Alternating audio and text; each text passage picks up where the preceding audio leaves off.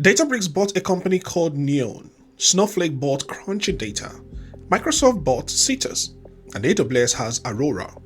What of Google? Google has AlloyDB. And somehow, sitting in the middle of these billion-dollar data and AI strategies is a database whose story started at a university in 1986, Postgres. So why are some of the biggest technology companies in the world building around something that is almost 40 years old? And what exactly is Postgres anyway? Because the interesting part isn't that Postgres suddenly became good. The interesting part is that it was designed around an idea and the rest of the industry has spent decades catching up to it. Okay, what is Postgres? Let's clear up the name first because that is important. The official name is PostgreSQL. Most people simply say Postgres, including many of the people who built it. And no, the final S isn't a second S. It comes from SQL. At the simplest level, Postgres is software that stores data and allows applications to safely read and change that data using SQL. Your application might store users, payments, products, or orders. Postgres organizes those records into tables.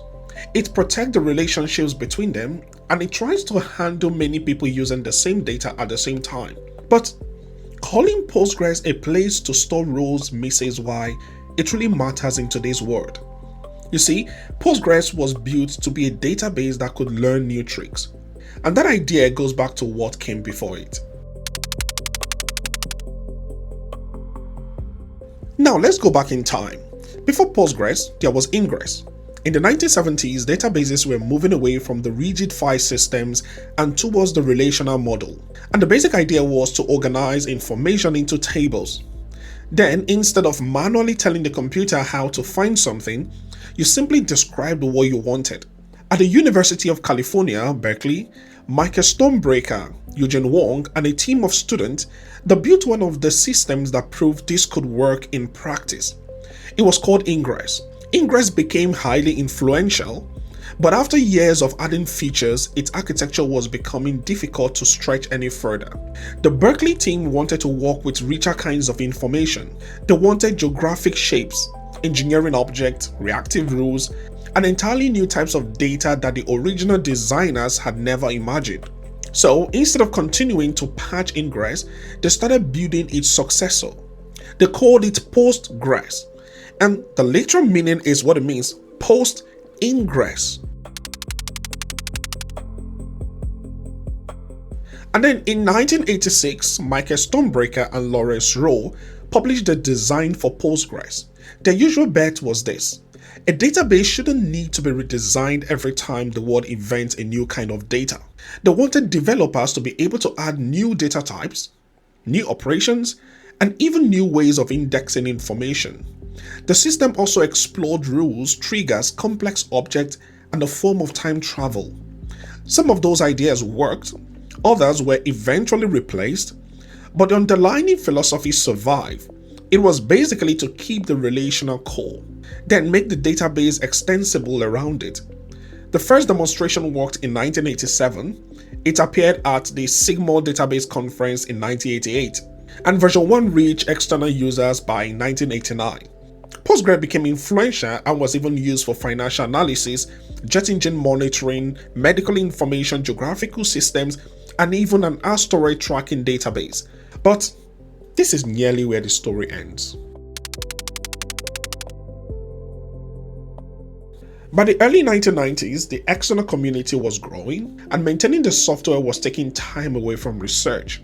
Berkeley officially ended the original project after version 4.2. Most research prototypes would have become a footnote at this point.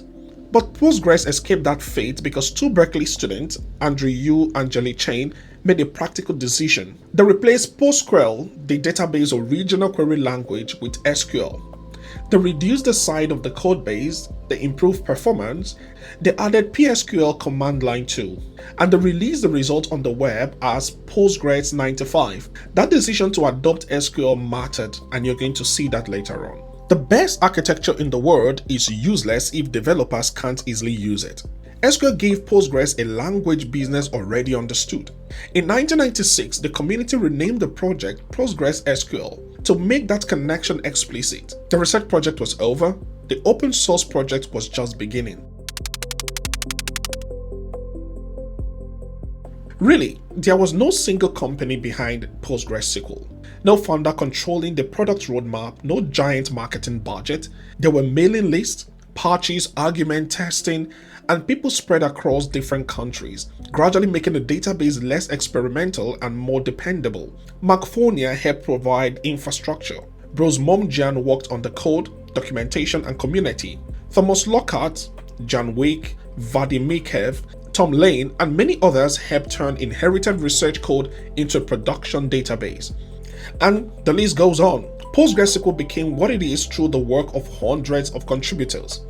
Many of them were funded by different companies, but none of those companies owns the project. That independence became one of the strongest advantages of Postgres. Its liberal license allows a startup to build on it, a bank can run it, a cloud company can sell it. Even competitors can contribute to the same core without handing over control to one vendor. Postgres didn't grow through one dramatic launch. It grew release by release, bug fix by bug fix for decades. So what is Postgres actually doing when an application sends a query? Imagine you ask for every customer in London who placed an order this month. First, the parser checks your SQL. It then turns that SQL into an internal tree. The rewrite system applies any relevant rules, such as expanding a view into its underlying tables. Next, the planner compares different ways of answering that question. Should it scan the entire table? Should it change the order in which tables are joined? The planner estimates the cost of each option and chooses a plan. Finally, you have the executor following the plan and returns the rows. Now, add thousands of users to that. Postgres uses something called MVCC. That stands for Multi-Version Concurrency Control. Instead of forcing every reader to wait whenever someone changes a role, Postgres allows each query to see a consistent snapshot of the database.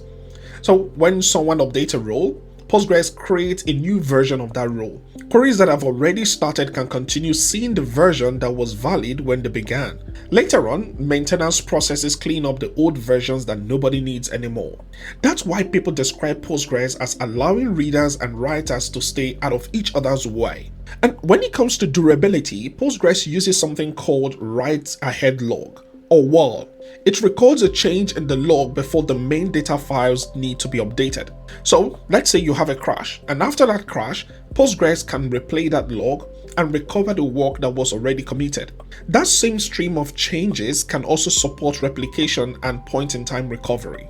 Reliability is great, but reliability alone doesn't explain why Postgres keeps appearing in every new technology waves. The real answer is extensibility. Postgres allows developers to add functions, data types, operators, procedural languages, and indexing. PostGIS turned into one of the most capable spatial databases available. JSON support allowed developers to work with documents that had a less rigid structure. Full text search, time series tools, distributed systems such as Citus, and dozens of other projects grew around the same core. Then, of course, AI arrived, and pgvector added vector similarity search. Many teams could now store embeddings alongside the user's products, permissions, and transactions. These are things that they were already keeping in Postgres. This doesn't mean that Postgres is automatically the best database for every single workload that you have. It isn't. Specialized systems can outperform it in specialized jobs. But the advantage of Postgres is that it remains useful across many different jobs, while still being excellent at protecting that transactional data that most businesses are interested in. Now to the key question.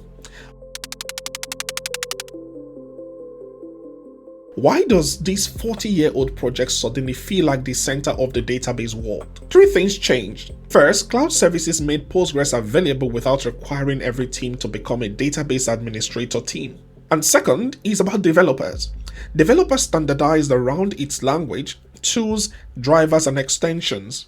It ranked highest across Stack Overflow's 2025 database usage and preference measurement. Third, AI brought software and data closer together. Agents need memory, they need permissions, they need embeddings, and they need transactions.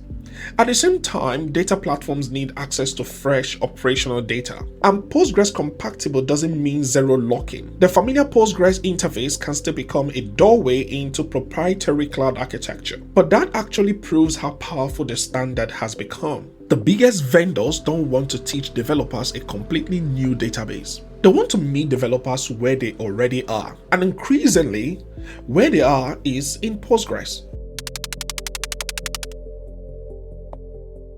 And to wrap it up, I'm going to say Postgres didn't win because it predicted every future workload. Postgres won because its designers assumed the future would invent workloads they couldn't predict. Berkeley gave it the idea, Andrew Yu and Jolly Chen gave it SQL and the web, and global community gave it reliability. Extensions gave it new lives, and the cloud made it easy to consume. That's what makes Postgres special. It isn't one company's database. It's almost 40 years of ideas, failures, fixes, and patient engineering. And now that every major platform wants a piece of it, the old university project may be entering its most important era yet. If you found this video interesting, why don't you like and subscribe and share with others to have access to this and to encourage me to do more of this. I know I'm going to see you in my next video. Well, bye for now.